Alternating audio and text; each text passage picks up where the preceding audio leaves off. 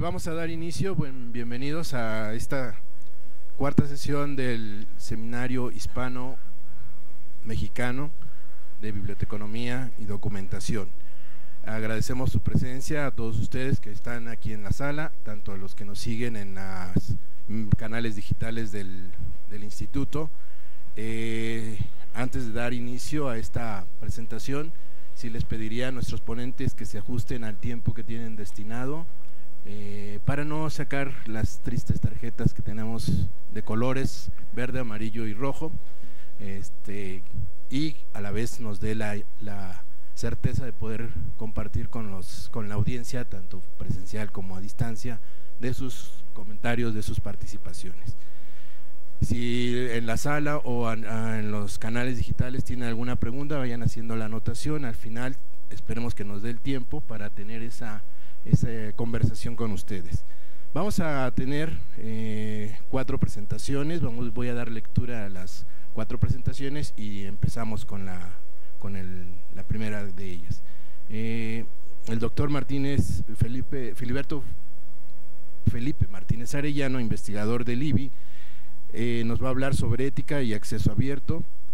La doctora Georgina Araceli Torres Vargas, junto con el doctor Juan Miguel Sánchez Vigil y la doctora María Olivera Saldúa, del Departamento de Biblioteconomía y Documentación de la Universidad Complutense, nos van a hablar del derecho de autor y acceso abierto de revistas académicas de México y España, dilemas éticos. La doctora Jenny Teresita Guerra González, del IBI, nos va a hablar sobre ética en las revistas científicas mexicanas, proceso de arbitraje y gestión de derechos de autor. Cerramos con la participación del doctor Pedro Raskin Saspe, de la Universidad Complutense, sobre el tema las bibliotecas universitarias ante los cursos masivos abiertos en línea, MOOCs, análisis de la relación para consolidar. Le damos la palabra al doctor Martínez. Muchas gracias, y siendo las 10:57 en esta computadora, empieza.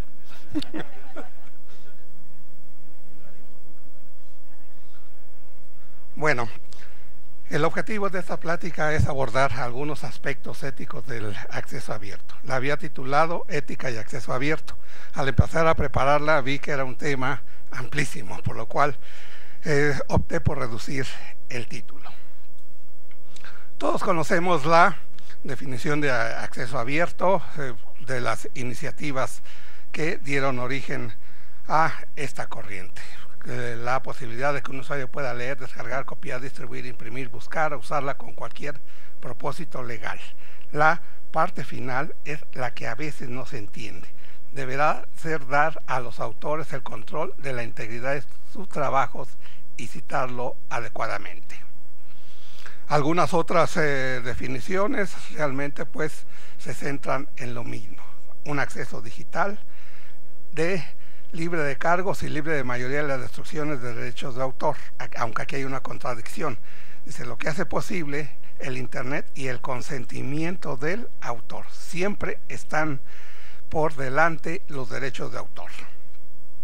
Algunos otros lo han enfocado desde el punto de vista moral, como Peter Suber, que dice que los aspectos morales o argumentos morales del acceso abierto son permitir a los autores eliminar barreras de acceso, todos estamos de acuerdo, apoyar el propósito de escribir para contribuir al desarrollo científico, facilitar el libre flujo de la información científica, contrarrestar la mala distribución, deliberada o accidental, posibilitar el acceso a los que no tienen posibilidades y permitir el acceso a la investigación financiada con fondos públicos. Aquí tenemos todos los aspectos teóricos desde el punto de vista moral.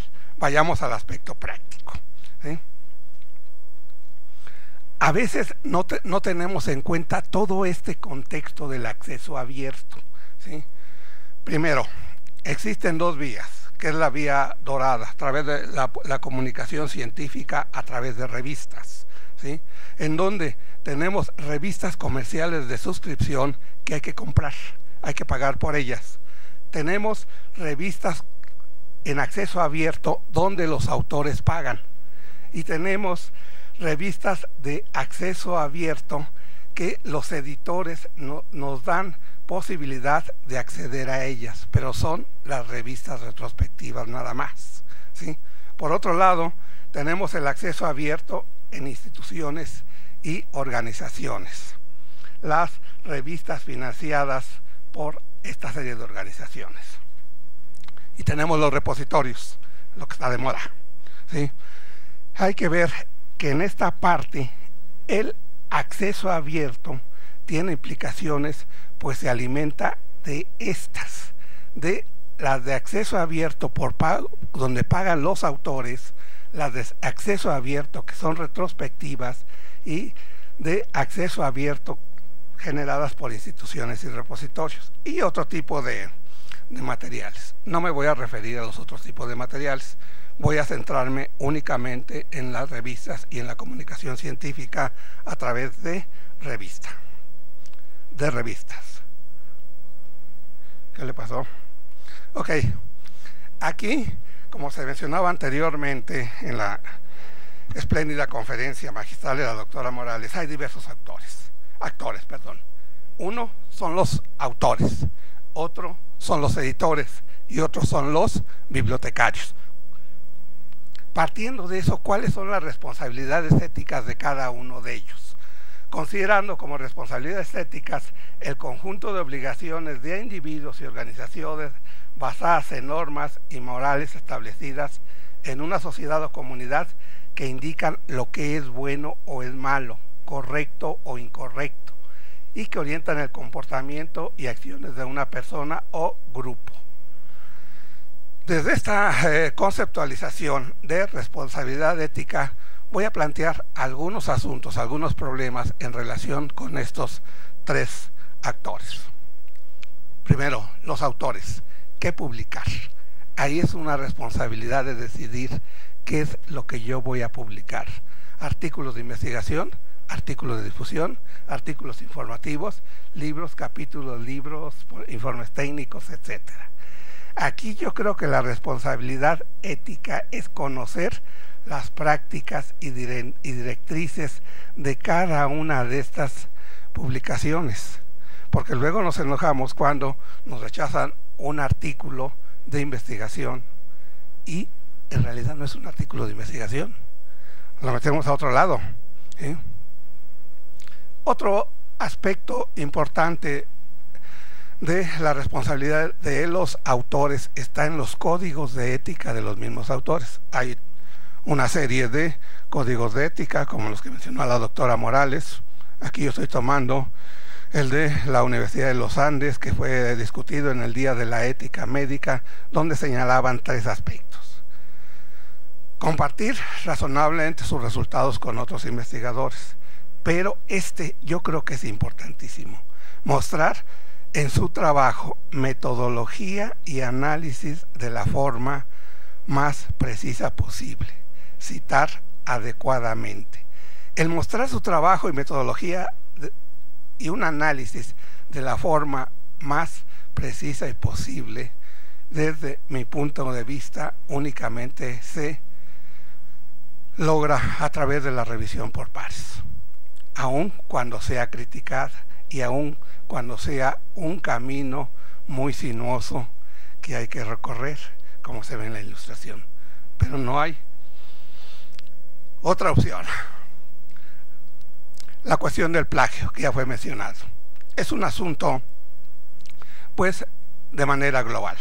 Ese trabajo de la doctora Valentín da toda una serie de ejemplos del plagio en el entorno académico, el cual se ha considerado, pues, un problema. Y como ya se mencionó, estudiantes de posgrado, de grado, de posgrado, docentes, investigadores, no la tienen practicada como se debe o debería. Hay una necesidad de discutir con profundidad esta cuestión. Y menciona toda una serie de problemas que han sido detectados en las publicaciones, ¿sí? Lo que me llama la atención es este párrafo que estoy señalando. En ese ejemplo ella dice que se detectaron 207 artículos que estaban publicados en 2 revistas diferentes. Se hizo una encuesta que qué se iba a hacer, algunos decían que se iban a comunicar a los autores, algunos admitieron que nunca habían cometido ese caso, pero en 12 casos los editores que detectaron este plagio indicaron que, casi la mitad de los casos no iba a haber ninguna acción de carácter legal, porque para los editores pues es meterse en un proceso que implica costos, ¿sí? Entonces aquí vemos que es una responsabilidad del autor, o sea, es un asunto de principios, de conducta, ¿sí? El otro aspecto de los autores, ¿en dónde publicar? Ya se planteaba. Hay revistas comerciales por suscripción, revistas de acceso abierto sin pago, el modelo prevaleciente en humanidades y ciencias sociales, revistas de acceso abierto con pago en otras áreas. El 70% de las revistas en ciencias llevan a cabo este proceso. Y aquí tenemos algunos datos de cuál es el costo que se debe de pagar en toda una serie de revistas. El promedio es de $900 por que una revista comercial me publique en acceso abierto. Es decir, yo doy $900 y dice, bueno, pues, órale, adelante. Aquí hay 2 aspectos éticos también. Uno para los autores. ¿Debo de pagar por publicar? No lo sé. O utilizar esos recursos en generar apoyos para mi investigación de otro tipo. Contratación de estudiantes, contratación de pues becarios, etcétera.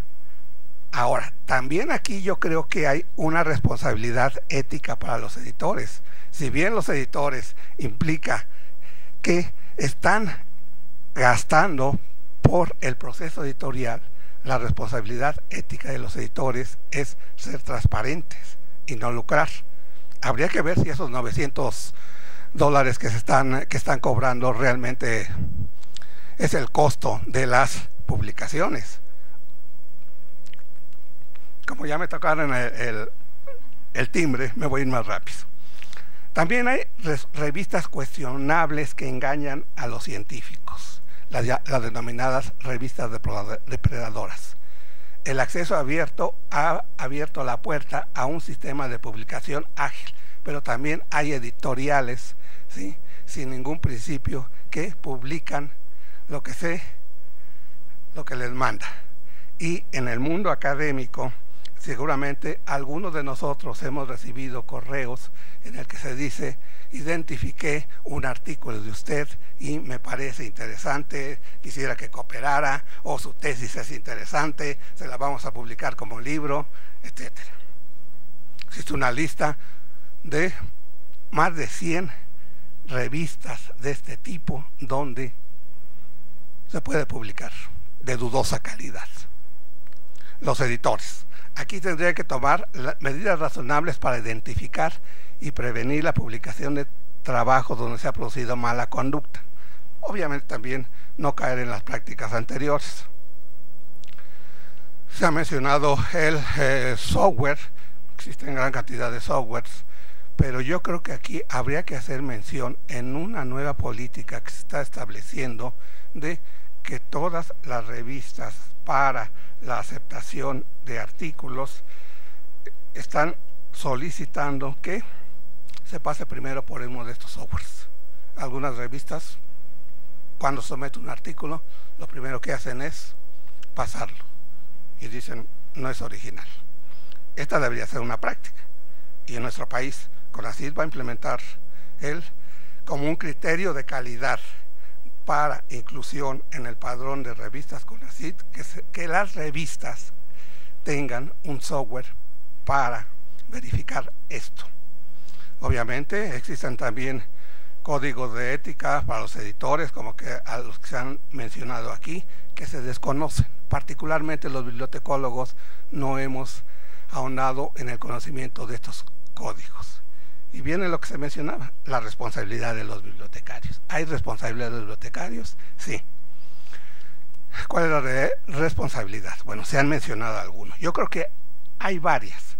Conocer los criterios para la evaluación de la calidad de las revistas.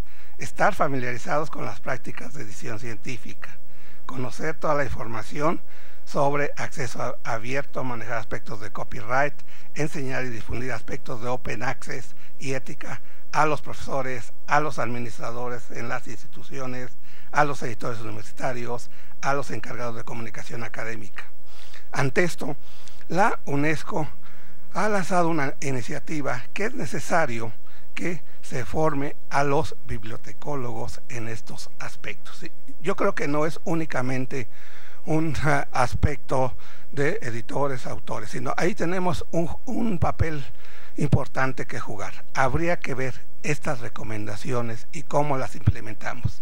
Incluso hemos discutido con colegas del área de edición de esta universidad, dentro de la red universitaria de revistas científicas, la necesidad de implementar un nuevo perfil de editor bibliotecólogo que conozca esta serie de reglas de la comunicación científica, aspectos éticos, aspectos de copyright, etcétera. Esta recomendación de la UNESCO, desde mi punto de vista, tampoco va en el sentido de que hay que llenar al estudiante de licenciatura con una serie de conocimientos, porque todos recomendamos, hay que dar esto, hay que dar esto. Desde mi punto de vista, yo creo que estaría de acuerdo con mis colegas editores en que está surgiendo un nuevo perfil, está surgiendo una nueva profesión, una nueva área de especialización. Y bueno, esto también tendrá que reflejarse en los códigos de ética de los bibliotecarios, que estos aspectos, como mencionaba la doctora Morales, no están contemplados. Muchas gracias.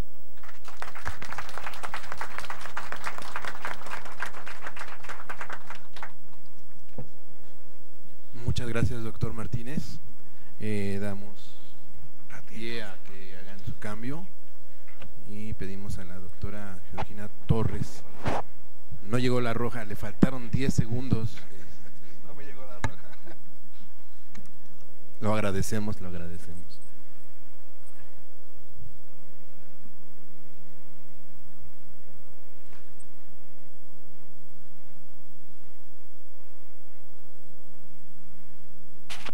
Muchas gracias. Yo estoy en la misma situación que el doctor Martínez. El título lo puse aquí, es el mismo que aparece en su programa, pero al momento ya de estar trabajando el documento, pues no me estoy refiriendo solamente a derechos de autor. Hay muchas cosas que de hecho no se plasman en las leyes de derechos de autor.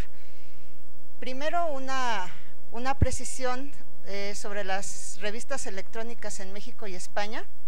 En México las primeras revistas electrónicas aparecieron durante la década de 1990. Digamos que fueron desarrollándose poco a poco hasta que en este momento la Tindex registra 7,129 revistas académicas mexicanas. Por su parte, en España, el 20 de julio de 1994, en la Biblioteca Nacional de España, nació la primera revista académica electrónica española. Es el dato que yo recabé. No sé si alguien pudiera tener algún otro dato, pero este es el que está registrado.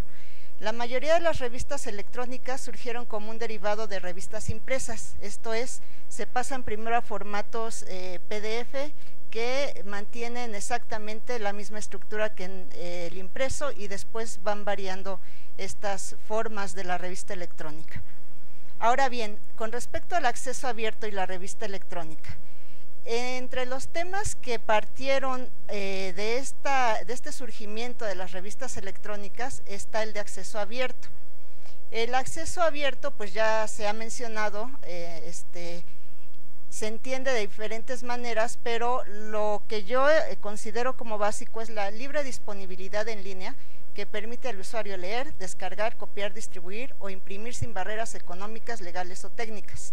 y estoy de acuerdo, la exigencia es dar a los autores control sobre la integridad de su trabajo y el derecho de ser debidamente reconocido y citado. ¿Cuáles son estas consecuencias de las revistas en acceso abierto? Pues en relación con el Open Access, estas revistas son de acceso libre y gratuito, donde cualquier usuario puede leer el texto y realizar todas las condiciones que se establecen en esta sentencia de lo que es el acceso abierto. La insistencia en el acceso abierto provocó que la mayoría de las revistas electrónicas de Iberoamérica sean de acceso abierto. Yo menciono que es Iberoamérica en particular, porque Estados Unidos, Inglaterra y hay muchos otros ejemplos que no tienen necesariamente esta condición de acceso abierto y que sigue siendo necesario el pago para tener pues posibilidad de leer y descargar los documentos. Paradójicamente, las revistas de otras latitudes siguen siendo por cobro, que es lo que se mencionaba, el promedio de costo también en cuanto a la publicación y en cuanto al derecho para el acceso a las revistas, pues sigue siendo muy alto. Ahora bien, ¿cuáles serían los aspectos éticos en relación con revistas electrónicas y acceso abierto? Pues tomando un poco la idea de que la ética se basa en la teoría de los valores y que el objeto formal de la ética es el hombre y su problemática respecto al sentido moral de la toma de decisiones y acciones, entonces estaríamos planteando lo bueno, lo malo, lo injusto en relación con el acceso abierto y la revista electrónica. Aplicado esto a la edición de publicaciones académicas, que es una actividad que involucra a muchos actores y es un proceso muy largo, desde que se recibe yo estoy partiendo desde que se recibe el manuscrito hasta que sale a la publicación, pero que por supuesto involucra de manera indirecta la generación de ese manuscrito, es decir, la autoría. Bueno, aquí no se ve bien, pero bueno, responde a lo mismo que acaba de señalar el doctor Martínez, la aparición de las revistas pirata. Aunado a esta necesidad porque el investigador publique en cantidad y además publique en el extranjero, porque son canales internacionales los que más valen para la producción científica bajo la legítima noción de evitar la endogamia, entonces se han generado un gran número de revistas en inglés que en esta presentación se denominará revistas pirata y que ofrecen publicación en acceso abierto de forma rápida a cambio de pago. La mayoría de esas revistas lo único que ofrecen es la publicación, porque todo el proceso lo lleva a cabo el autor. Es decir, ustedes envíenme, pero a ver, ya me lo envían formado, se supone que ya está sin errores y ustedes van editando y van haciendo todo el proceso y yo solamente lo pongo a disposición. Aquí hay un autor que en 2013 demostró la existencia de malas prácticas editoriales en las revistas piratas. Él fabricó un caso, un artículo con autores, metodología y resultados falsos y lo envió a 304 revistas de acceso abierto. El 61% de las revistas aceptaron el artículo sin revisión. Esto es una práctica común en estas revistas pirata, solamente envíenlo y se publica sin ninguna revisión, sin ninguna calidad de por medio. Ante esta situación, este autor que aquí se menciona ha estudiado varias revistas piratas y mantiene un portal que ya se mencionó y que se mostró en la presentación del doctor Martínez y da una serie de características para cada una de estas revistas. Por ejemplo, yo entré a revisar las que estaban en el área de bibliotecología y en particular una decía, bueno, se menciona que se desprende de una asociación de bibliotecarios, pero la asociación no existe, solamente se menciona en la revista, pero no existe en realidad. En cuanto a la disposición de la información vía repositorios, redes académicas y otros medios, esto es lo que les mencionaba, no necesariamente se relaciona con derechos de autor, pero viene de por medio de una cuestión ética. Desde el punto de vista legal, las revistas académicas completas y los artículos individuales son obras intelectuales con varios derechos. La legislación establece ciertos usos conocidos como excepciones y limitaciones al derecho de autor.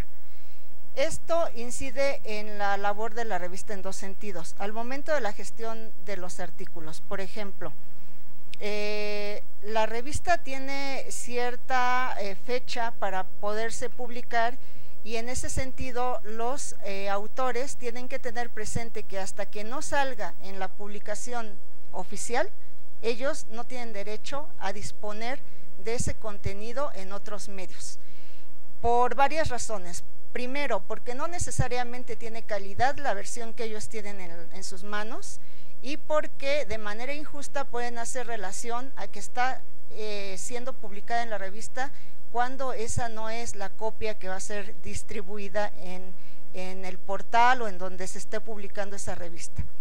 Es por eso que al momento de fijar las condiciones de circulación de la publicación, una licencia o permiso de explotación con el autor es necesario. El editor debe fijar políticas claras respecto al uso de los contenidos de la revista, y tiene derecho el autor de conocer que publicar no implica renunciar a la reutilización, pero sí implica tener respeto de esos tiempos que la revista le está estableciendo. En este sentido, la revista mantiene exclusividad sobre la publicación que hace la revista, debido al proceso de edición que esto implica. Sin embargo, el contenido intelectual es propiedad del autor. Es por eso que me parece importante que se explicite en las políticas editoriales que un artículo aceptado quedará sujeto a una licencia exclusiva temporal. Esto es lo que se le llama embargo en el medio electrónico, por un periodo que se extiende hasta cierto plazo después de ser publicado, conservando la revista sus permisos sobre el artículo, pero pudiendo el autor reutilizarlo después de este periodo. Precisamente este embargo obedece en el ámbito del acceso abierto no por la venta de los contenidos, obviamente, sino por el mal uso de los contenidos que se pudieran hacer previos e incluso un poco posterior a la publicación. En este sentido, y relacionándolo con las licencias de uso, la declaración explícita del tipo de licenciamiento al que se adhiere una revista académica de acceso abierto permite una clara identificación acerca de cuáles son las condiciones de uso de sus contenidos. Estaríamos hablando de políticas a favor del acceso abierto también. Es decir, desde mi perspectiva, el acceso abierto no es malo. Lo que son malas en algunas circunstancias son las prácticas que se hacen de ese acceso abierto. La idea de que la investigación financiada públicamente debería estar disponible para todos se ha traducido en políticas públicas y acciones gubernamentales e institucionales que buscan asegurar el acceso abierto como una práctica habitual entre la comunidad científica, es decir, se ha estado estimulando el acceso abierto. Sin embargo, pese a que, por ejemplo, en España hay 26 instituciones de investigación que han desarrollado su propia política de acceso abierto, y que en México el Consejo Nacional de Ciencia y Tecnología emitió adiciones y reformas a la Ley de Ciencia y Tecnología que lleva a la obligatoriedad de crear repositorios institucionales. El problema radica en que los generadores de dicha política pública no han trabajado en políticas públicas transversales que permitan la transformación del ecosistema de la investigación nacional. O sea, se exige publicar en revistas de prestigio, en inglés, etcétera, etcétera, pero no se dan las condiciones para que se pueda también valorar la publicación en abierto y en español. Y soslayan que si se publica en una de estas revistas autorizadas, como se ceden derechos, no es posible integrar la publicación a los repositorios porque están protegidas estas revistas en cuanto a la subida de contenidos en repositorios. Solamente aquí me faltó algo que, aprovechando que el doctor Martínez lo menciona en su presentación, y que estaría acorde con esta cuestión de detector de plagio. En nuestra revista aquí en el IBI ya se está haciendo esta detección a partir de unas nuevas normas editoriales que se están estableciendo para el envío de artículos, y que estoy totalmente de acuerdo. Este es el primer filtro para poder seguir todo el proceso de publicación en revistas académicas. A nivel internacional ya se está haciendo y es inevitable, se tiene que hacer esta revisión previa porque se están llevando cifras muy altas en cuanto al retiro de artículos. La revista, en ocasiones, las revistas internacionales tienen que retirar artículos que ya están publicados porque después de la publicación se dan cuenta que son obras con plagio. Entonces, esta es una cifra alarmante y es algo que se está atendiendo a nivel internacional. Muchas gracias. Muchas gracias, doctora.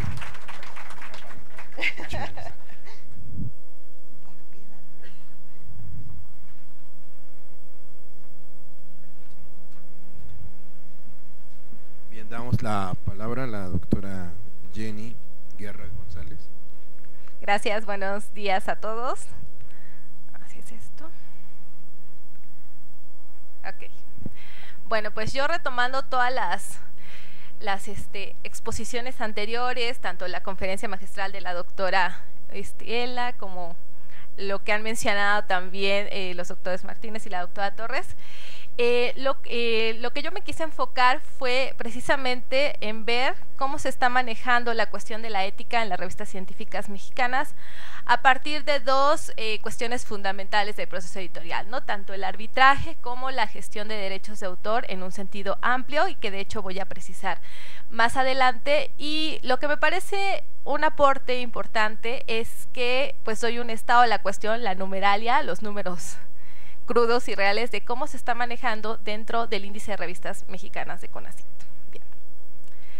Mi objetivo general con esta ponencia, que posteriormente está trabajándose para hacer un capítulo del libro, es estudiar, no se ve, creo que desde ahí mucho, de allá no, la presencia de instrumentos de ética normativa concernientes al proceso de arbitraje y la gestión de derechos de autor en una muestra de revistas científicas mexicanas. Desde ya les adelanto que es la del índice de revistas del CONACYT. Y tengo dos objetivos específicos. Uno es conocer los alcances y límites de los códigos de ética, directrices de ética y malas prácticas, que son los 3 instrumentos de ética normativa con los que cuentan las publicaciones a nivel internacional en los procesos editoriales de arbitraje y gestión de derechos de autor en las revistas científicas mexicanas que los incluyen. Ahorita vamos a ver que ese número de publicaciones que contienen alguno de estos instrumentos es bajísimo. Y finalmente voy a trabajar sobre indagar el uso de códigos éticos internacionales, es decir, cómo de alguna u otra forma la normativa internacional está siendo retomada con estas publicaciones como base y sustento de los instrumentos normativos de las que los incluyen. Mi estructura de ponencia: primero hablar de ética y revistas científicas, posteriormente de los instrumentos de ética normativa, en consecuencia el proceso de arbitraje y la gestión de derechos de autor como prácticas éticas. Mi metodología, les voy a explicar un poco el trabajo que llevo haciendo y adelantando los resultados, ¿no? Bueno, ¿qué podemos decir de la ética en las revistas científicas? Primero, que la ética actúa como una teoría del deber ser, que explica la moralidad y a la que no atañe establecer reglas efectivas de conducta, pero sí proporcionar una base de la que éstas puedan deducirse. La publicación de revistas científicas como práctica de la actividad de información científico-investigativa se encuentra sujeta a distintos procedimientos éticos que involucran la totalidad de sus procesos editoriales, como lo mencionaba la doctora Torres, desde que nos llega el manuscrito.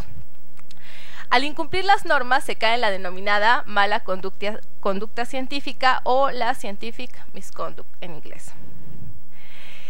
Particularmente yo me enfoco en la cuestión de la ética normativa, que es una de las ramas principales de la ética, que nos habla de dos cuestiones. La primera es que esta ética normativa auxilia en la formulación de juicios sobre la corrección o bondad moral de acciones e instituciones, acciones referentes a personas e instituciones a entidades conformadas por personas.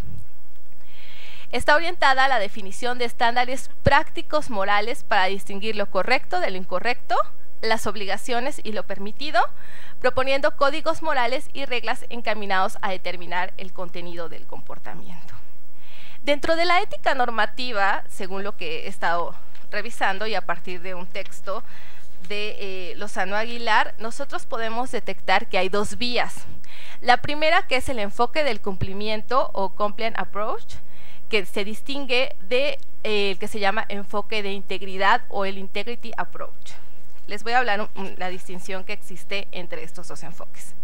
El primer enfoque, que es el de cumplimiento, aboga por la institución de un sistema de incentivos y castigos, de tal forma que las personas se ven obligadas a cumplir las normas. Contrariamente, el enfoque de integridad persigue el compromiso voluntario de los individuos con unos valores compartidos que han sido fruto del consenso. La meta del enfoque de cumplimiento es prevenir la conducta criminal e ilegal que pueda ocasionar problemas con las autoridades judiciales. Considera que las personas son sujetos guiados únicamente por su propio interés material. En tanto, el objetivo del enfoque de integridad es favorecer la conducta responsable de las personas. Según lo que hemos estado escuchando esta mañana, todo lo que tiene que ver con la publicación científica y la ética estaría más bien enfocada en el enfoque de valga la redundancia, en el enfoque de cumplimiento, que es sobre las sanciones, sobre lo que puedes hacer y sobre lo que no puedes hacer porque hay algo que implica un castigo, ¿no? Que vamos a ver que en el caso de las revistas en México, no sé si por desconocimiento, voy a esa parte posiblemente de mi análisis, o por otra cuestión, se está trabajando el enfoque de integridad, pero yo creo que es más que nada por la cuestión del desconocimiento, que no se establecen ciertas responsabilidades u obligaciones. Se mencionan muy laxamente, pero no se profundiza en ello. Bien. Tengo instrumentos de ética normativa que derivan de este enfoque de cumplimiento, como son el código de ética, que es lo más alto que debe tener una publicación, no lo digo yo, lo dicen las cuestiones internacionales. A esta le seguirían directrices de ética y finalmente malas prácticas. Estos tres instrumentos yo traté de localizarlos como parte de las políticas editoriales en el índice de revistas mexicanas en las 137 revistas. Sí, fue una tarea ardua, pero lo hice. Entonces, el código de ética sería el instrumento mayor y en el cual deberían de especificarse muy claramente tanto las responsabilidades como las obligaciones de todos los actores que intervienen en el proceso editorial de una publicación. Las directrices derivarían de un código de ética y serían las segundas en importancia, y finalmente las malas prácticas. Y estas malas prácticas, en la literatura sobre el tema, dicen que, bueno, que se tiene que hablar de malas prácticas y no de buenas prácticas, porque las buenas prácticas son básicamente aspiracionales, ¿no? Entonces, hay algo importante. En el proceso de arbitraje que tenemos, hay diferentes procedimientos en materia de arbitraje: revisión por pares, nada más, en lugar de doble ciego uno solo, etcétera. Entonces, la revisión abierta, independientemente del tipo de arbitraje que ocupemos. Haynes, por ejemplo, nos habla sobre, ella escribió un libro sobre el proceso de arbitraje y la ética en los procesos de arbitraje, que la evaluación, si queremos que ésta sea ética, debe involucrar revisores externos. El sistema debe ser justo y sin prejuicios, ya sea que los dictámenes sean positivos o negativos, que se mantendrá la confidencialidad para cualquier aspecto que no opere bajo revisión abierta, contar con sistemas y orientación para permitir a los revisores proporcionar calidad y retroalimentación constructiva tanto para el editor como para los autores. Y esto es un poco de lo que trabaja Tomás Bayet en un artículo sobre ética de las revistas científicas, ¿no? Que dice que en el caso del proceso de arbitraje, básicamente la revisión, básicamente los problemas de ética tienen que ver por el tiempo, por el escaso tiempo que tienen los revisores para llevar a cabo su tarea, y también por la falta de recursos con los que cuentan las publicaciones. En el caso de la gestión de derechos de autor, se va a entender aquí como suma y administración de tres principios universales. El derecho de autor protege la creación de formas, la forma debe ser original y la indiferencia del destino de las obras, es decir, no importa la disciplina ni el formato. Para el caso de las revistas, la gestión de los derechos de autor consiste en autoría intelectual del artículo y documento, originalidad de los artículos y documentos, crédito a las fuentes de información, autores y entidades financiadoras y los permisos de reproducción. Básicamente nos dicen que publicar es una transacción de derechos de autor, lleve o no conlleve dinero, ¿no? Y que las políticas y normas editoriales pueden desalentar la mala conducta de los autores. Estas también pueden tener una influencia directa sobre el comportamiento de los investigadores, más la idea. A partir de eso, yo creo mi metodología para para mi caso de estudio particular, y hablo de 3 fases. Primera fase, fueron censadas, como no podía estudiar la totalidad de las revistas científicas mexicanas, lo más fácil, irte sobre una muestra ya definida, que es la del índice. En la primera fase fueron censadas y agrupadas por disciplina las revistas incluidas en el índice de revistas mexicanas de investigación científica y tecnológica del CONACYT. Segunda fase. Se revisaron las políticas editoriales de las publicaciones del índice con el objetivo de identificar la presencia de algunos de los siguientes instrumentos de ética normativa, los que ya mencionamos antes, como códigos de ética, directrices de ética y o malas prácticas cuyo contenido abordara el proceso de arbitraje y la gestión de derechos de autor. La tercera fase, se analizaron los instrumentos localizados, es decir, alguno de estos, enfatizando sus alcances y limitantes en materia de obligaciones y responsabilidades. Vamos a ver que la mayoría no implica responsabilidades. También se corroboró si dichas normativas se sustentan en reglas institucionales de las entidades responsables de la publicación de la revista y o en códigos éticos internacionales propios del campo disciplinario al que pertenecen. Resultados, tenemos nuestras bonitas 137 revistas que pertenecen al índice. Son 8 áreas de conocimiento en las que se agrupan estas 137 revistas. La más nutrida es la de Ciencias Sociales con 50 y las menos nutridas son las multidisciplinarias y la de Medicina y Ciencias de la Salud. A partir de eso, lo que les puedo mencionar, tenemos 5 columnas. Yo cuando hago la revisión de todas estas publicaciones, encuentro que algunas no contienen ningún código de ética, ni directrices de ética, ni malas prácticas, pero algunas sí tienen una nota o señalamiento ético, es decir, hablan sobre derechos de autor, sobre el proceso de arbitraje, pero de una manera muy parca, es decir, como tipo, los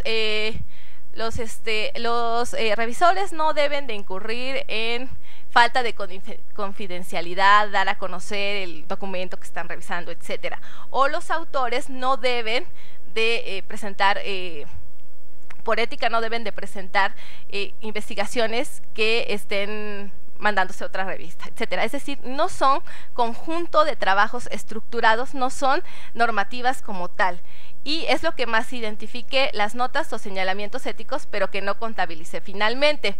Lo que sí tengo es código de ética, directrices de ética y malas prácticas. Vamos a ver que lo más concurrente son las directrices de ética, que el área de ingenierías, dado su número que son 11 revistas, 4 contienen algún instrumento de ética, y de Ciencias Sociales obviamente es la más nutrida, 10 son solamente las que cuentan con algún instrumento de ética normativa. Números para cerrar. 26 de 137 revistas regulan el comportamiento ético de autores y evaluadores, solamente. Estas publicaciones representan un 18.97% del total de publicaciones incluidas en el índice de CONACYT. La totalidad de revistas publicadas por el Colegio de México y el Instituto de Investigaciones Jurídicas de la UNAM, 7 y 6 respectivamente, cuentan con un instrumento de ética normativa. Los documentos más comunes que acompañan a las notas o señalamientos éticos, las revistas que no tienen código, ni directriz, ni malas prácticas, pero sí algún señalamiento de ética muy básico, en las publicaciones que los incluyen son que se debe de enviar con al artículo a revisar una carta de originalidad, o una carta de cesión de derechos patrimoniales, o una declaratoria de autoría individual o colectiva. Para mí, las revistas se están curando en salud ya con eso, ¿no? La mayor parte de los instrumentos de ética empleados en la muestra de revistas analizada no contempla ninguna sanción a los revisores y autores que presenten mala conducta ética en el proceso de arbitraje y en la gestión de derechos de autor. En los casos en que se presentan sanciones, estas recaen sobre los autores, básicamente, circunscribiéndose a la negativa de la publicación del artículo científico o en el señalamiento en la web de la revista de que su autor ha incurrido en plagio. O sea, se mantiene el artículo, pero tiene una notita ahí, de que ha sido plagiado. De los 26 instrumentos de ética normativa localizados, 8 se derivan y o complementan con normativas internacionales como la del Committee on Publication Ethics del Reino Unido, la Cooperation Between Research Institutions and Journals on Research Integrity Case, tenemos otra del Medical Journal Editors, etc. Básicamente las revistas que incluyen o que se adhieren a alguna otra normativa internacional son las del área de la salud o las de ciencias naturales. Y bueno, ya para finalizar, no he concluido este trabajo, pero sí me parece que muchos de los problemas que enfrentan las revistas hoy actualmente, y por lo cual llega mucho del trabajo denominado artículo salami, es decir, investigaciones que se fragmentan para poder cumplir con aquello de la productividad, es justamente el que las revistas no incluyen como parte de esas políticas editoriales esto, ¿no? Entonces, pues lo vemos en el índice de CONACYT, 26 de 137, pues casi nada, ¿no? Y que por eso, pues también habría que hacer un mayor trabajo para poder incorporar esta clase de instrumentos que de alguna u otra forma nos permiten también ahorrar esfuerzos, ¿no? Porque está bien lo del software, está todo esto bien, pero básicamente estaríamos asegurando unos parámetros de calidad mejor en el material que recibimos. Y voy a cerrar con una frase, un fragmento que me gustó mucho, un artículo de Victoria Turni Viñez de la Universidad de Alicante, me parece, y otras autoras que hablan de que el grado de sensibilización frente a la ética de las publicaciones en cada ciencia y país depende de la tradición. Lo vemos mucho en los países sajones, pero no en anglosajones, pero no lo vemos en los países iberoamericanos. El asociacionismo, la reputación, y ¡ay! Me sacaron la roja, y el grado de internacionalización de las revistas que configuran cada campo científico. Muchas gracias. Bien, en lo que hacen el cambio de lugar, les pedimos a ustedes si vayan preparando sus preguntas. Afortunadamente vamos a tener tiempo para conversar con ustedes, ¿sí? Tanto aquí presencial o en los que nos siguen los canales digitales. Igual recuerden que están los medios de Twitter o Facebook donde pueden hacer también esas intervenciones. Pedimos que nos hagan llegar la documentación y le pedimos a Pedro que cierre con excelencia, en puntualidad y todo, para que continuemos con esta dinámica excelente de la mesa. Pedro, te damos la palabra. Buenos días. En primer lugar, quería agradecer la invitación y la posibilidad de estar aquí, especialmente por la invitación de la UNAM y el Instituto de Investigaciones Bibliotecológicas. Para mí es un honor y es mi primera vez. La idea es que no sea la última y establecer a partir de hoy una fructífera relación de investigación conjunta y de trabajo. Dicho esto, voy a ir bastante rápido. De hecho, me voy a saltar la mitad de las diapositivas, pero el material se quedará aquí. Cuando planteé esta comunicación, me planteé un tema que fuera de vanguardia, que nos pudiera interesar a todos, pero sobre todo está planteado más bien como un intercambio de ideas, una provocación, abrir un foro de debate, más que algo que tenga un trabajo que tenga conclusiones cerradas e inamovibles. De hecho, todo el tema mismo en sí, lo están viendo ahora, las bibliotecas universitarias ante los cursos masivos abiertos en línea, los MOOCs, es un tema muy reciente, de lo cual nos faltan estudios concluyentes, nos falta todavía mucha información para sacar, digamos, conclusiones definitivas. Bueno, la premisa inicial sería algo así como que la educación superior en la actualidad ha sufrido un cambio de eje centrándose en el estudiante, y también en mayor o menor grado la educación en las universidades es o bien basada o apoyada por sistemas de gestión de aprendizaje o intermediada online, en fin. Dentro de eso, los que tenemos alguna edad, en España hay un poeta que dice: ahora que de todo hace más de 20 años, de casi todo hace más de 20 años, vemos esto de los MOOCs, que parecen una innovación. Se habla siempre de revolución, del cambio definitivo en la educación, bueno, en realidad lo vemos básicamente como una transformación, una evolución del e-learning y de otras cosas que se venían haciendo hace años. Bien, en cualquier caso, si me centro en los MOOCs, que quería irme a lo más actual o vanguardista, si me centro en los MOOCs, sí que puedo asumir esta premisa de Kerry, que se corresponde con muchos otros investigadores. Sí, los MOOC van a transformar, llevan diciendo esto desde el año 2012, el famoso año de los MOOCs, van a transformar la educación superior en el planeta. Esto esto tiene que significar un impacto obligatoriamente en el funcionamiento de las bibliotecas universitarias como parte de las instituciones, y también en el rol o en el papel que vayan a desarrollar en el futuro del aprendizaje. Bien, mi idea era abrir el debate en torno a las posibilidades de participación de la biblioteca. Yo le he llamado CRAI, porque es un término que usamos allí, pero no es más que un gusto que tenemos los tecnólogos por las siglas, por cambiar las denominaciones, actualizarlas. Estaría perfectamente en línea con la biblioteca de la que se refería la profesora Morales, vamos, es lo mismo. Entonces, bueno, el otro problema que tenemos, por un lado estoy tratando un fenómeno sin estabilizarse, con el cual nos faltan estudios, pero también incluso los estudios entre las relaciones de las bibliotecas con estos MOOCs también son escasos y bueno, las características, perdonen que vaya tan rápido, pero tenía mucho que decir. En principio tenemos pocos estudios, generalmente, y por eso creía que este era un foro muy bueno. Todo está centrado en el modelo, en el panorama americano, estadounidense, y el debate que se está llevando ahora no se lleva tanto a cabo en las revistas, digamos, en los entornos académicos tradicionales, sino más bien en lo que podríamos llamar la blogosfera, o sistemas más informales. Es una característica de los nuevos tiempos. Lo que no cabe duda es que es un debate abierto y que suscita un gran interés. De hecho, ya la OCLC le dedicó un taller en 2013 a este tema de las posibilidades de colaboración entre la biblioteca y los MOOCs. Bueno, de momento tenemos datos poco concluyentes y por eso quería yo abrir el debate. Voy a hacer una propuesta antes de que se me acabe el tiempo. Puesto que no va a ser posible hacer un debate, sí que les voy a proponer crear un foro virtual para hacer un brainstorming, como dicen sus vecinos del norte, algo así, y aquellos investigadores o profesores que estén interesados, pues podamos compartir, porque todo lo que se está hablando en la actualidad, bueno, este es el mapa de interrelaciones, el marco en el que yo he partido para hacer este análisis.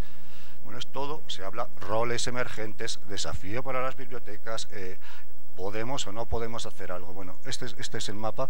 Estaría la universidad, por debajo la biblioteca tradicional, como apoyo a todas las labores de la universidad, tanto de docencia como de investigación, como de aprendizaje, que puede o no haberse transformado en CRAI, en un centro de recursos para el aprendizaje y la investigación.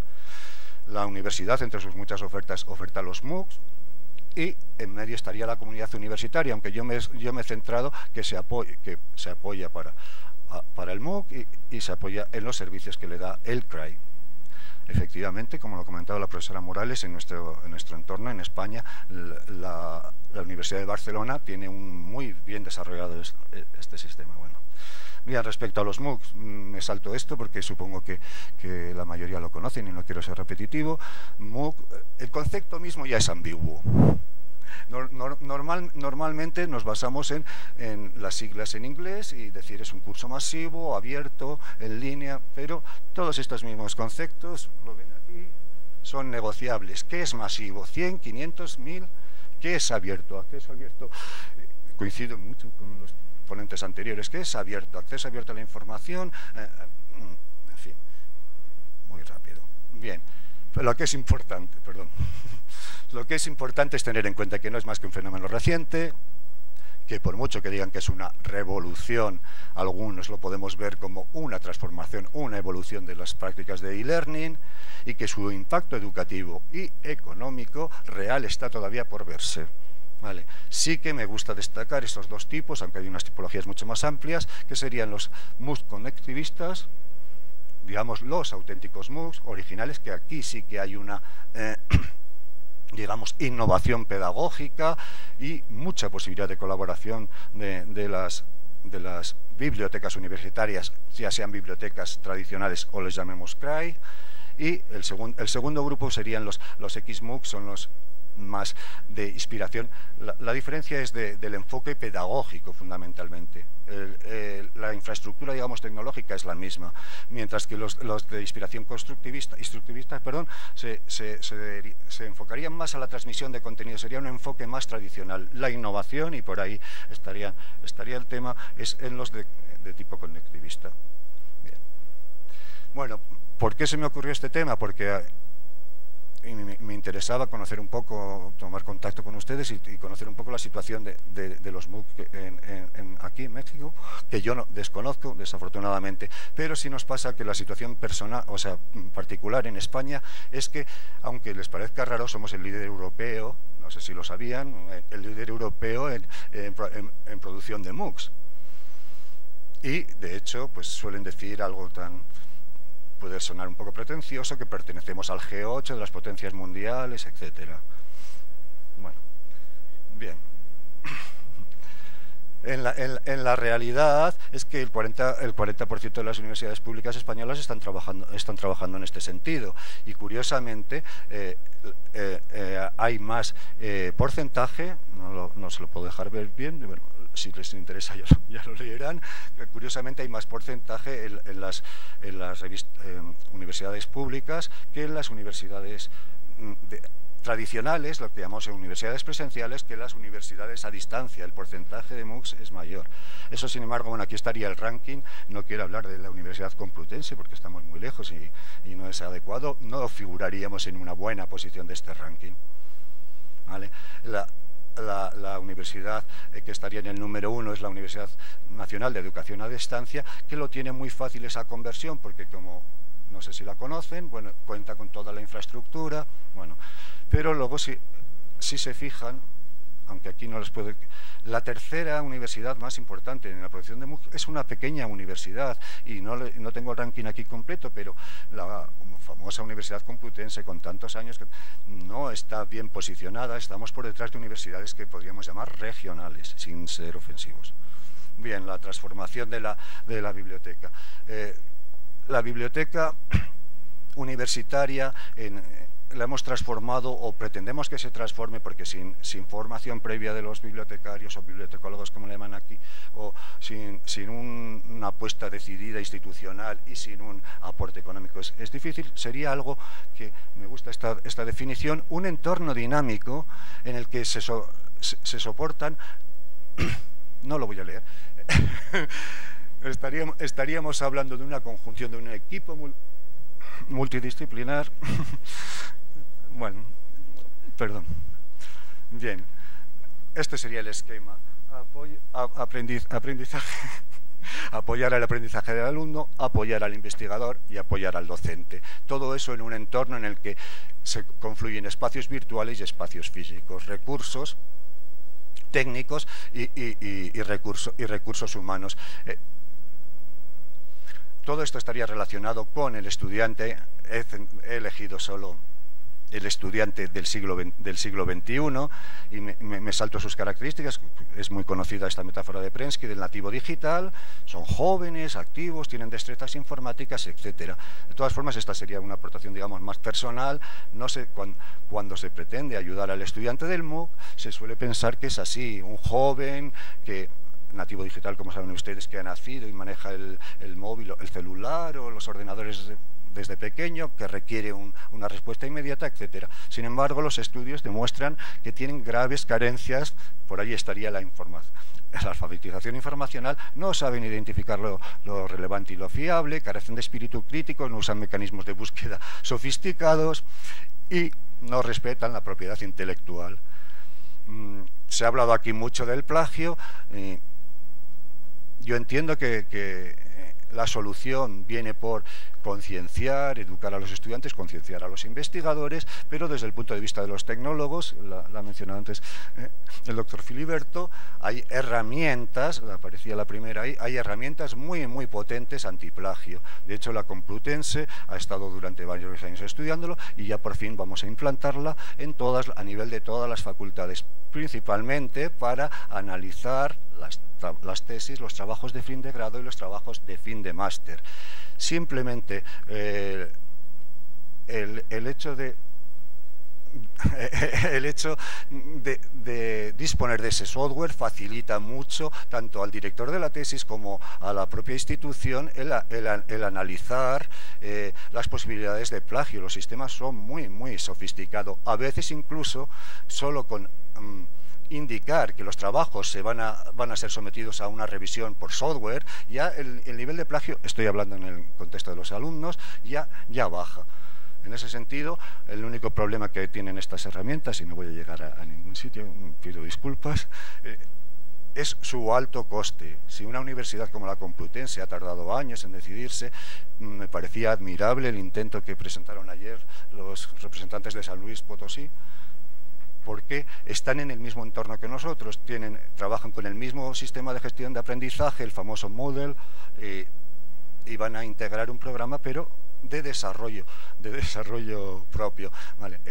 El acceso abierto lo asociamos igualmente, por un lado acceso abierto y por otro lado software libre, son parejos. Bueno, la otra cosa que podría ser un poco más interesante, pero lamento no tener más tiempo, es la personalidad de los estudiantes en los MOOCs, y de alguna manera demuestran, me voy a quedar aquí, les dejo demuestran que hay algunas creencias o no sé cómo denominar, así creencias que no son ciertas. Cuando hablamos de los MOOCs dijimos, pues esto es el acceso a la formación superior en todo el mundo, a las gentes que no tienen acceso, a los países en vías de desarrollo. Bueno, los ejemplos que daban los promotores de Udacity o de Coursera pues eran en este sentido. Sin embargo, cuando uno lo estudia un poco, ve que en realidad los usuarios de los MOOCs son personas con un alto nivel de formación, doctores, licenciados, pero a un nivel altísimo. Es decir, no es un destinatario que necesite estas herramientas, sino que es usuarios de alto nivel que tienen motivaciones e intereses muy diversos. Entonces no sirve el modelo del nativo digital, que sería el más habitual en las aulas presenciales, sino que en el caso de los MOOC, los usuarios, y esto respondería a el principal fallo que detectamos por ahora, que es la alta tasa de abandonos. Tienen intereses, motivaciones distintas, y se está trabajando en establecer una tipología. Bueno, me quedo como Araj. Puntos de vista sobre la... Perdón. Puntos de vista, y lo dejo aquí, y abriremos el foro si me permiten, y espero que alguno de ustedes... ¿Pueden los bibliotecarios colaborar con los MOOCs? No. Los MOOCs no necesitan al bibliotecario. ¿Pueden y de qué manera colaborar con los MOOCs? De una forma continuista, haciendo una continuación de sus servicios. Y el tema al que quería haber llegado, y lamento no haberlo hecho, es la tercera punto de vista, una actitud proactiva, que era lo que venía yo aquí a proponer.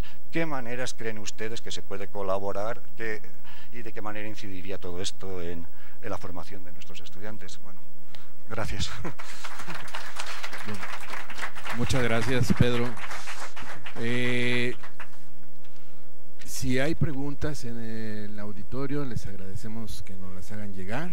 Son preguntas concretas, no ponencias, no resúmenes.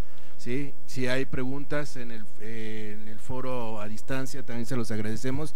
Esto va también en función de que nos tardamos más, se quedan sin receso. ¿Sí? Y nos gustaría al final de sus preguntas que, si lo permiten los ponentes, nos den una conclusión de toda esta sesión. Tenemos allá al fondo Ariel, aquí está el doctor Marcos, Aurora, ¿sí? Entonces, Aurora, sí, tu pregunta.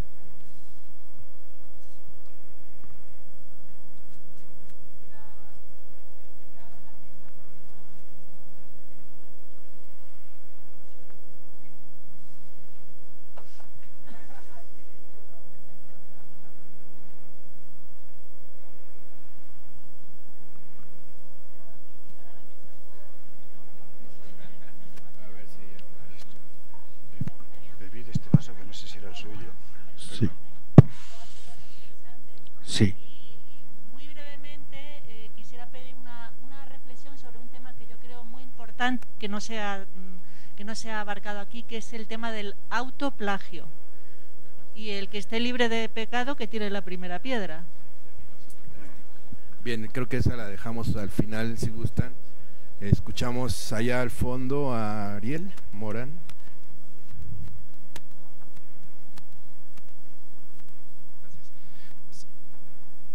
creo que el doctor Martínez puso el dedo en la llaga y tiene mucho que ver con la ponencia de ayer de los colegas de San Luis Potosí.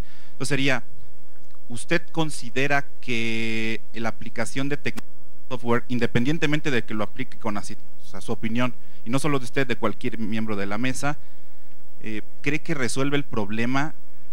Porque estamos hablando de dilemas éticos, es decir, de agentes morales, de gente que tiene agencia, que delibera, y la tecnología quizá tendría que ver más con lo jurídico o lo punitivo, pero aquí ¿cuáles serían las responsabilidades éticas de los revisores, de los editores y de los autores, más que la parte punitiva y jurídica? Bien, doctor Martínez. Bueno, rápidamente. Yo mencioné a estos tres actores, autores, editores y bibliotecólogos.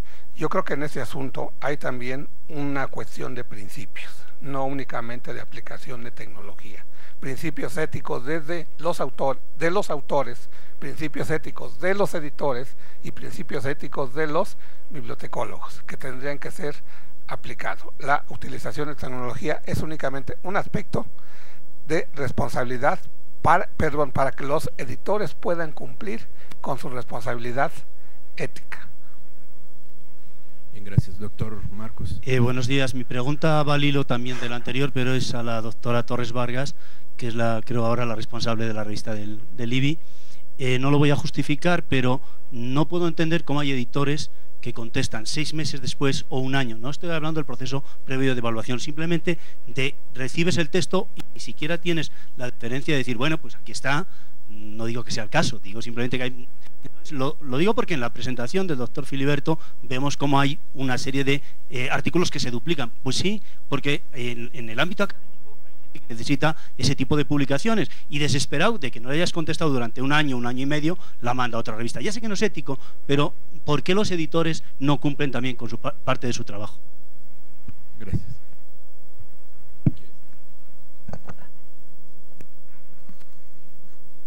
Bueno, esa también es sí es una cuestión ética de parte de los editores, pero los editores no trabajan solos. Entonces, tendríamos que ver también que hay una parte ética por parte de los dictaminadores. Si los dictaminadores no cumplen con los tiempos de entrega de sus dictámenes, la revista no puede castigar, dar alguna sanción a los revisores, y en ese sentido, la que da la cara al final es la revista, pero detrás hay todo un proceso de actores que no necesariamente están cumpliendo con entregas, tiempos y demás. Esto, por supuesto, a quien afecta directamente es al autor, y esto también debe de, incluso de normarse para la revista, es decir, tener tiempos bien claros de recepción de los dictámenes, y si no se reciben dictámenes de parte de esos evaluadores, ni modo, hay que volver a solicitar a otros dictaminadores. Esto ya es una práctica también muy común en revistas internacionales. Yo tengo la experiencia con Vine en particular, donde hace un conteo, dice tienes 15 días, entra uno al sistema, ya es totalmente en línea. Si después de 4 días empieza uno a medio revisar, te dicen te faltan tantos, o sea, ojo, porque si no lo cubres ya no te vamos a dar ninguna constancia, ¿no? Entonces yo creo que eso también es una cuestión ética personal de los dictaminadores. Un poquito también respondiendo a lo que mencionaba Ariel, la cuestión del uso de programas para detección de plagio.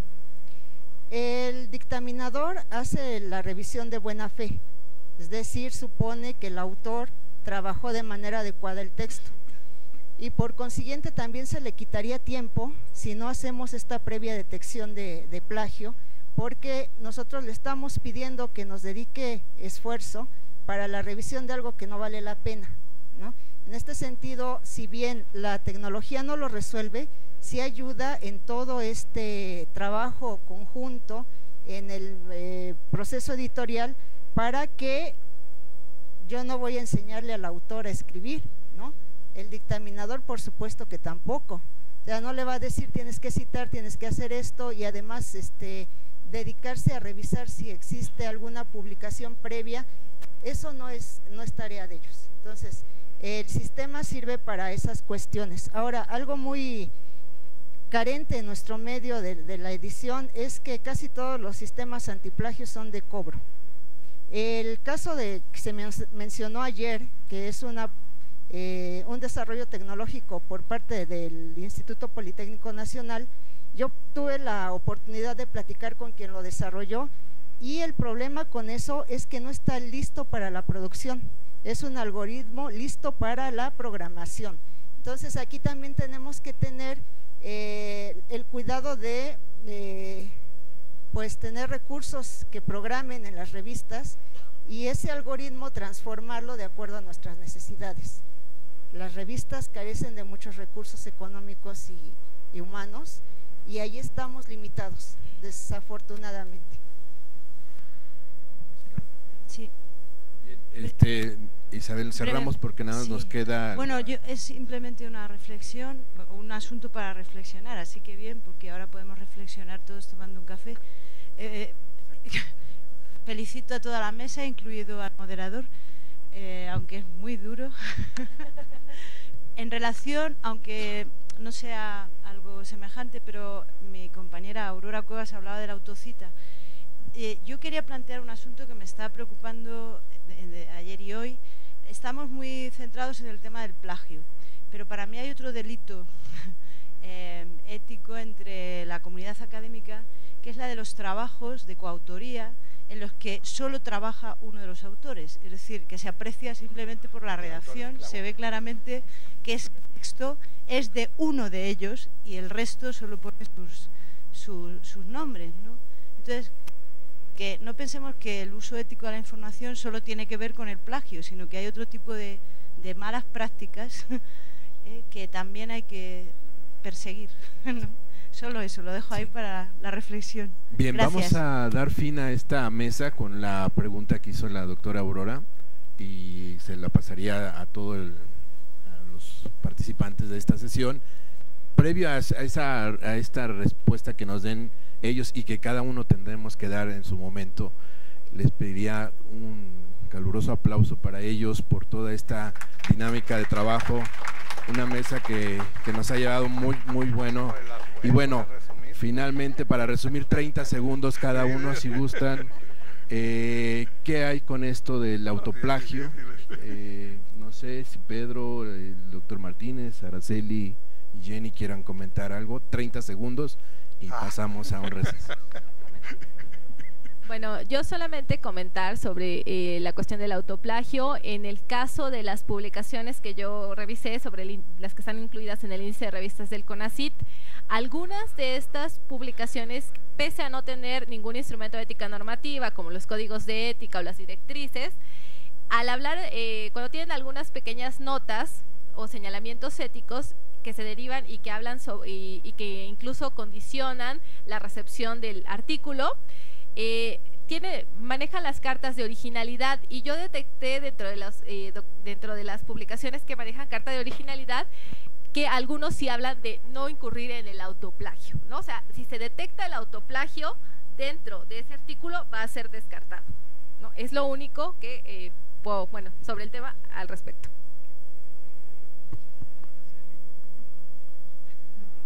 ¿No? ¿Me das 30 segundos? Bueno.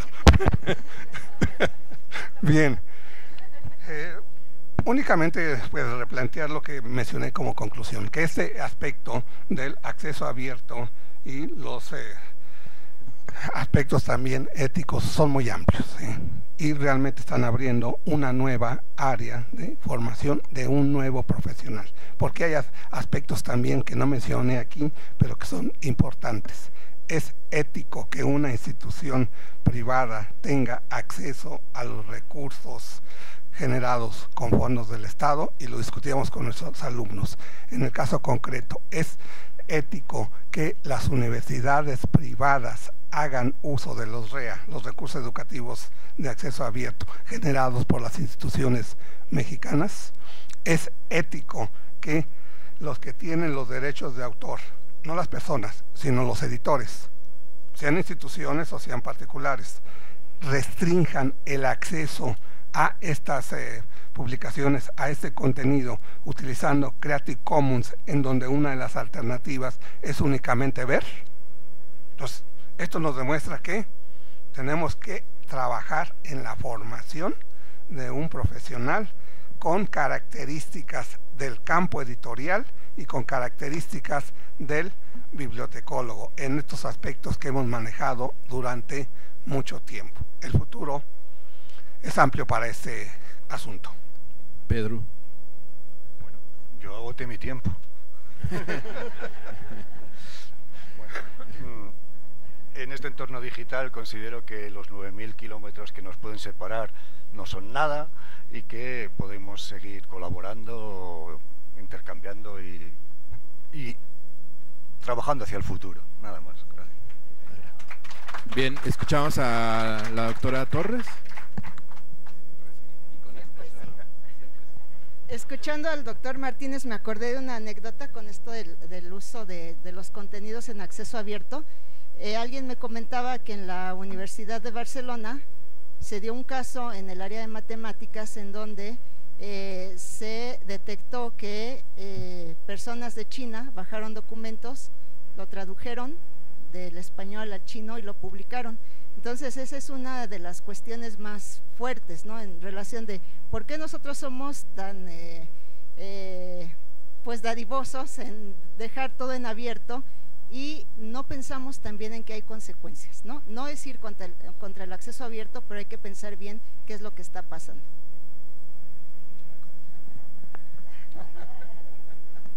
Bien, agradecemos a todos ustedes su asistencia, su permanencia aquí. Tenemos 10 minutos para hacer un receso y continuamos con el seminario. Muchas gracias.